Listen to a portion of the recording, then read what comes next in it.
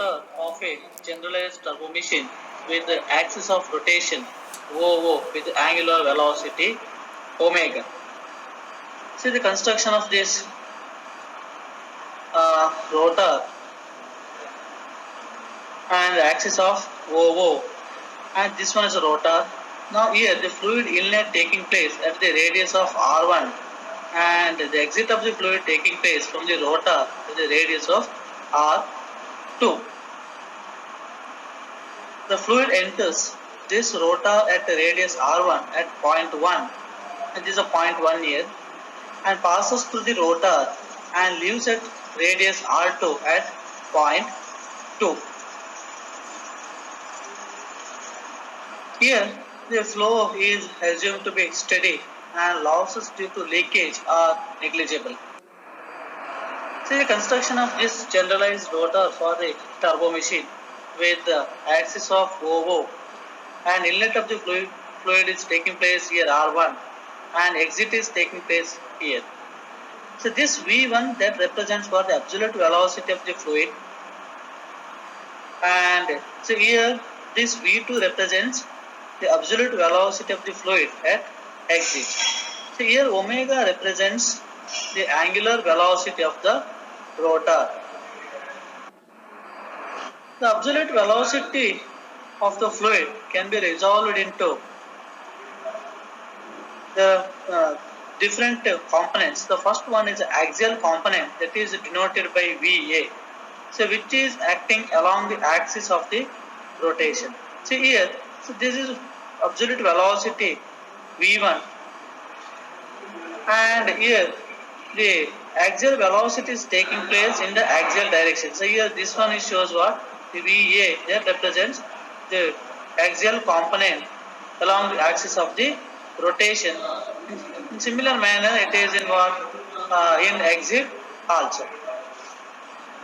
The second component, that is a radial component, that is denoted by VRD, VF or VM, so which is perpendicular to the axis of the rotation. So here this one is called as, this is a perpendicular, this is the axis of the rotation here, this is perpendicular to that one, that is called as what now? The perpendicular to the axis of the rotation, this one is called as radial component. The tangential component, that is denoted by VU, which is along the tangential direction of the rotor as shown in figure. So this one is called as what? Now this tangential velocity that is in tangential to the axis of the rotation.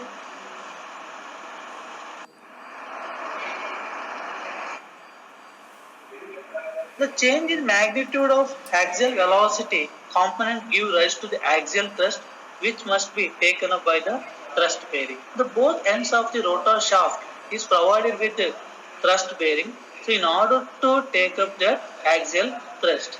In similar manner, the change in magnitude of radial velocity component gives rise to the radial thrust, which is to be taken up by the journal bearing. So neither of these forces causes no angular rotation or nor any effect on the torque exerted on the rotor. The only velocity component, tangential velocity component, which changes the angular momentum of the fluid in tangential component, and then by Newton's law of motion, so which is equal to summation of all applied forces on the rotor. So according to this second law of motion,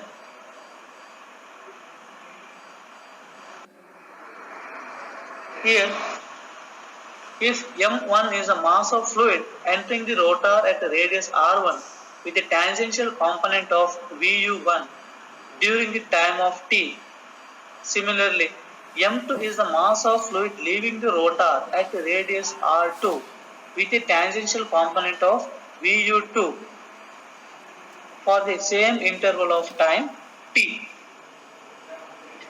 Then the net force acting on the rotor, according to the Newton's law of motion, is given by the net force acting on the rotor is given by F is equals to M1 by Gc into T,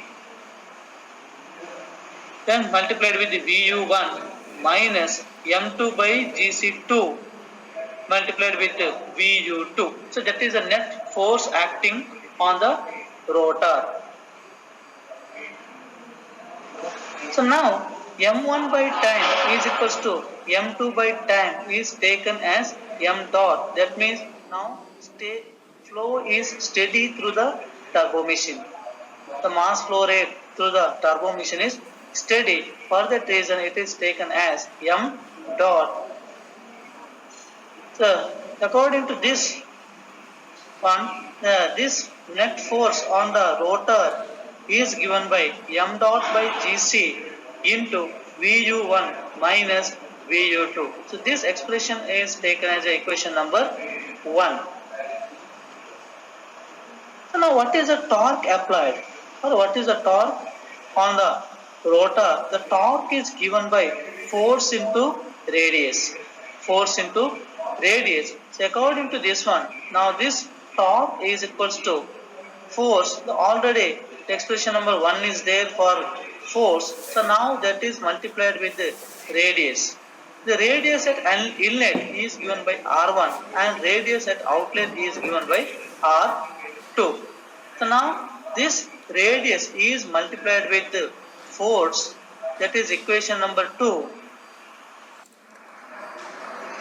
The rate of energy transfer given by E naught is the product of torque and angular velocity. So that is E naught is equals to omega into torque. So energy transfer is given by omega into torque. According to this, E naught is equals to omega into torque, that is the equation number 2, that is M dot by Gc, Vu1 R1 minus Vu2 R2. But omega into R is equals to tangential velocity of the rotor. Tangential velocity of the rotor is given by omega into R. So according to this, this equation becomes E naught, or energy transfer, is equals to M dot by Gc into omega into R1. So that is taken as U1 and Vu1 minus omega into R2 is taken as U2 into Vu2.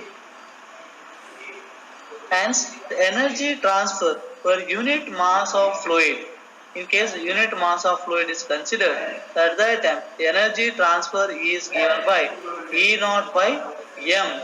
So that is energy transfer in joules per kg. So now this equation becomes E is equals to U1 Vu1 minus U2 Vu2 by Gc, that is equals to change in enthalpy. That is equation number 4. Equation number 2, 3 and 4 are the different forms of general Euler's turbine equation, or simply Euler's equation, and these forms the basic equation for all kind of turbo machines, which may be power generating, namely turbines, or power absorbing type, that is pumps, compressor, fans, etc.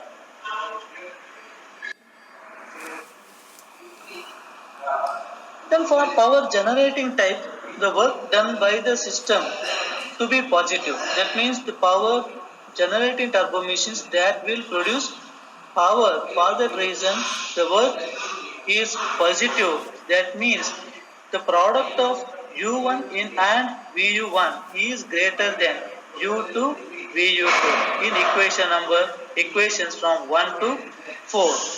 For this type of turbo machines, the energy transfer is also called as energy head is equals to U1 into Vu1 minus U2 into Vu2 by Gc. For power absorbing turbo machine, the work done on the system to be negative. That means U2 Vu2 is greater than U1 Vu1, and this equation, that means the energy equation, is given by that is minus E because work is done on the system, the work is negative, that is equals to the U2 VU2 minus U1 VU1 by Jc. So coming to the next topic, that is components of energy transfer.